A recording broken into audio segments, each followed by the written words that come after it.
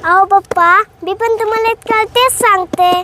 जर तुम्हाला आयुष्यात कुठं पोचायचं असेल तर आधी जिथं आहे तिथून निघायला पाहिजे ना.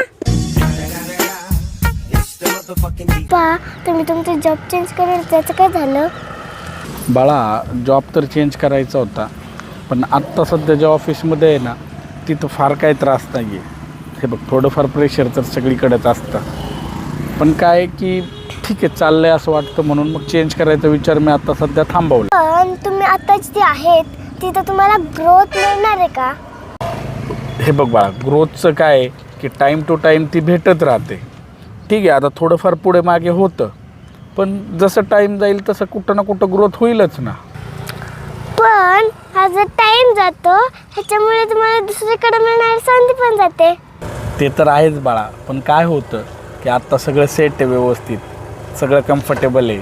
असं वाटतं की नको आहे ते सगळं व्यवस्थित चाललं आहे तर कशाला जायचं आहे ते सोडून, म्हणून आहे तिथंच कंटिन्यू करायचा विचार करतोय. ते तर ठीक आहे पप्पा तुमच्या ऑफिसचं, पण आता इथं खूप ऊन आलाय, आपण तिकडं सावली आहे तिकडं जाऊन बसूयात. ठीक आहे, चल उठ जाऊयात आपण तिकडं. पप्पा, जायचं तर आहे, पण मला इथून उठून तिथं जायचा खूप कंटाळा आलाय. असं कसं बाळा, जर तुला तिथं जायचं आहे तर आधी इथून उठून तिथं गेलं पाहिजे ना. अहो पप्पा, मी पण तुम्हाला इतकं तेच सांगते. तुम्हाला जर आयुष्यात कुठं पोचायचं असेल तर आधी जिथं आहे तिथून निघायला पाहिजे ना.